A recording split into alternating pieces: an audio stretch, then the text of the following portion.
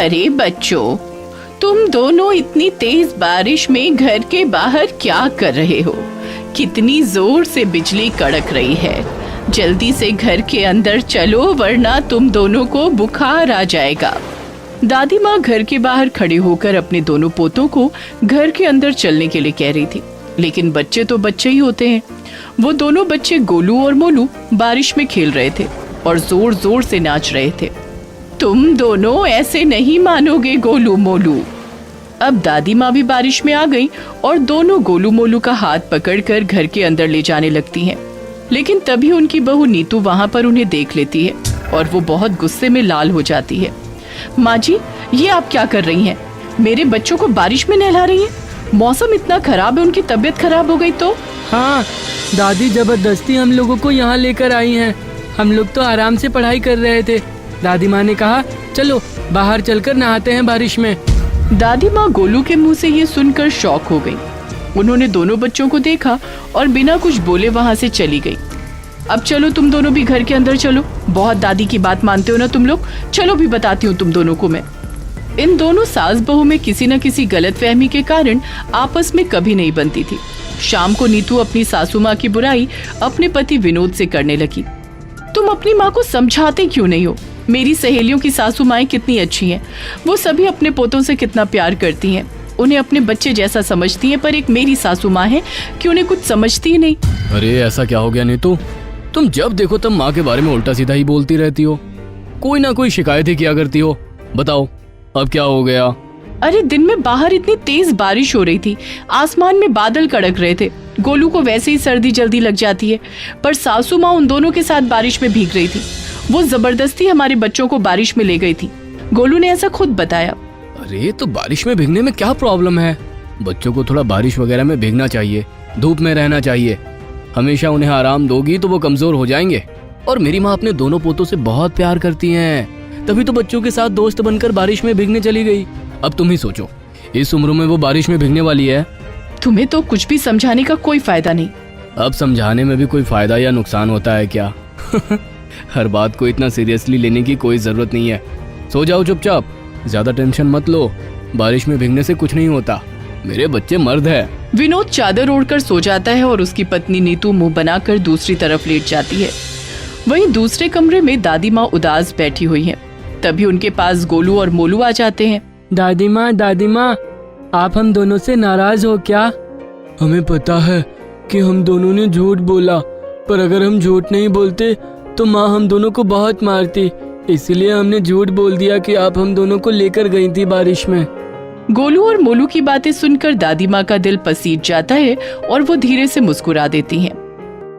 अरे कोई बात नहीं बच्चों, हम सब तो दोस्त हैं ना, और दोस्तों के बीच इतना तो चलता ही है। सब एक दूसरे का फायदा उठा सकते हैं, कोई बात नहीं। इसे ही तो कहते हैं पक्की दोस्ती, जो मुसीबत के वक्त एक दूसरे के काम आए।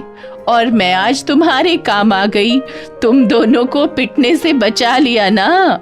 थैंक यू सो मच दादी, आप बहुत अच्छी हो। हाँ वो तो मैं हूँ ही।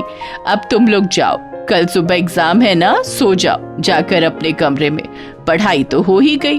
ठीक है दादी माँ, लेकिन आप ये सब मम्मी को मत बताना, वरना वो हम दोनों का पिछवाड़ा सुझा देंगी।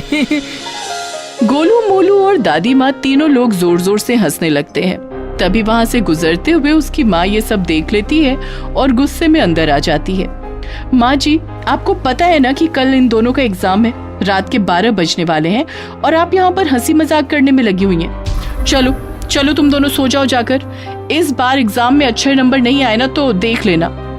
ये कहते हुए नीतू गोलू और मोलू का हाथ पकड़कर वहाँ से ले जाती है। दादी माँ ये सब देख रही हैं। दादी माँ किसी की बात का बुरा नहीं मानती थी, पर नीतू हमेशा अपनी सास से चिढ़ती रहती थी।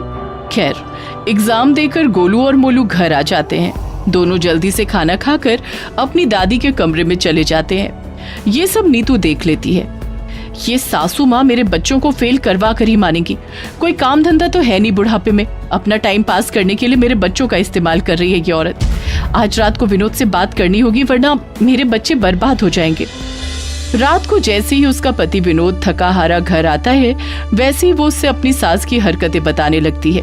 हाथ मुंह बाद में धोना, पहले जाओ अपनी अम्मा को समझाओ जाकर। अरे पहले सांस तो लेने दो, पहले मैं फ्रेश हो जाऊं, फिर तुम सब कुछ डिटेल में बताना। अब हटो सामने से। मैं नहीं हटने वाली, ज्यादा देर की तो बच्चे फेल समझो। विनोद नीतू की बात सुनकर हैरान हो गया। फिर उसने पूछा, अरे ऐसे कैसे फेल हो जाएंगे? शहर के सबसे अच्छे स्कूल में पढ़ाता हूँ अपने बच्चों को, फेल कैसे हो जाएंगे? तभी अचानक कमरे से दादी माँ और दोनों बच्चों के हंसने की आवाज आने लगती है। देखा, सुना, दिन भर यहाँ तक कि रात के 12-1 बजे तक सासू माँ हमारे बच्चों के साथ टाइम पास किया करती हैं। जब पढ़ेंगे ही नहीं तो पास कैसे होंगे? बुढ़ापे में किसी का टाइम पास तो हो नहीं पाता, इसलिए ये लोग बच्चों को शिकार बनाते हैं। पहली बार समझदारी वाली बात की है तुमने। और जब मैंने तुम्हें पसंद किया था वो समझदारी वाली बात नहीं थी क्या? अब टाइम ना वेस्ट करो और जाओ अपनी माँ को समझाओ। विनोद गुस्से में अपनी माँ के कमरे में चला जाता है। वहाँ पर बच्चों के साथ दादी माँ हंस खेल रही थी। विनोद को ये सब देखकर और गुस्सा आ जाता है। गोलू मोलू, जाओ चुपचाप अपने कमरे में पढ़ाई करो, जाओ। दोनों बच्चे वहाँ से चले जाते हैं। इधर विनोद आज ठान कर आया था कि वो बच्चों को उनसे अलग करके ही रहेगा, वरना गोलू मोलू फेल हो जाएंगे। पर उसे कोई तरीका समझ नहीं आ रहा था कि आखिर दादी को गोलू मोलू से कैसे दूर किया जाए। इसलिए वो बिना कुछ बोले ही वापस चला आया अपने कमरे में। बस हवा निकल गई ना। अरे मुझे उस वक्त समझ में नहीं आया कि क्या करूं। अम्मा को या बच्चों को समझाकर हम लोग पहले ही देख चुके हैं, उससे कोई फायदा नहीं हुआ। तभी नीतू के खुराफाती दिमाग में आइडिया आता है। मेरे पास एक तरीका है। हाँ तो जल्दी बताओ फिर। अम्मा बच्चों का सहारा सिर्फ इसलिए लेती हैं ताकि उनका टाइम पास हो सके। अब उन्हें अपने उम्र के दोस्त यार तो मिलते नहीं, इसीलिए हमारे बच्चे ही टारगेट बनते हैं उनके। इसीलिए अम्मा को वृद्धाश्रम छोड़ाओ, वहाँ पर सब उनकी उम्र के होंगे तो उनका मन लगा रहेगा, टाइम पास भी अच्छा होगा। बात तो सही है। विनोद अपनी पत्नी नीतू की बातों में आ जाता है और जब गोलू मोलू स्कूल चले जाते हैं तब उसी समय वो अपनी बूढ़ी माँ को वृद्धाश्रम छोड़ आता है। माँ बिना कुछ बोले वृद्धाश्रम चली जाती है। जब बच्चे घर आते हैं तो वो अपनी दादी को ढूंढते हैं, पर कहीं पर भी दादी दिखाई नहीं पड़ती। गोलू मोलू अपने माँ बाप के पास जाते हैं और दादी के बारे में पूछते हैं। बच्चों, तुम्हारी दादी अपनी पुरानी सहेलियों से मिलने गई हैं। पर कल हमारा आखिरी पेपर है पापा, उसके बाद हम बोर हो जाएंगे, किसके साथ खेलेंगे हम लोग? अरे अपनी मम्मी के साथ खेलना बच्चों। क्यों, पापा के साथ भी तो खेल सकते हैं ना। रहने दो, हमें किसी के साथ नहीं खेलना। बच्चे वहाँ से भागकर चले जाते हैं। बच्चों का आखिरी एग्जाम भी खत्म हो जाता है। उसके बाद दोनों को दादी की याद खूब सताती थी। विनोद अपने काम में व्यस्त रहता और उसकी माँ अपनी सहेलियों के साथ किटी पार्टी में। दादी को भी वृद्धाश्रम में अपने बहू बेटे और गोलू मोलू की याद सताती थी, पर क्या करे। खैर, समय बीतता रहा और जब गोलू मोलू का रिजल्ट आया तो दोनों फेल हो गए। नीतू और विनोद को स्कूल बुलाया गया। प्रिंसिपल ने कहा, ये दोनों केवल एक सब्जेक्ट में फेल हुए हैं। आप लोगों ने हर एग्जाम के पहले दोनों की तैयारी बहुत अच्छी कराई घर पर आखिरी पेपर में आप लोगों ने अपने बच्चों को कुछ नहीं पढ़ाया क्या? उन दोनों को कुछ समझ नहीं आया क्योंकि उन दोनों ने तो कभी अपने बच्चों को नहीं पढ़ाया। तभी गोलू सारी सच्चाई बताता है। पापा, आप लोग दादी के साथ बहुत गलत करते हो। दादी माँ ही हमें हंसा हंसा कर पढ़ाती थी, इसीलिए हमें तुरंत याद हो जाता था और पेपर में लिख देते थे। पर आखिरी पेपर की तैयारी के लिए दादी हमारे पास नहीं थी। गोलू की सारी बातें सुनकर विनोद और नीतू को अपनी गलती का एहसास हुआ। विनोद अपनी माँ को वृद्धाश्रम से वापस ले आता है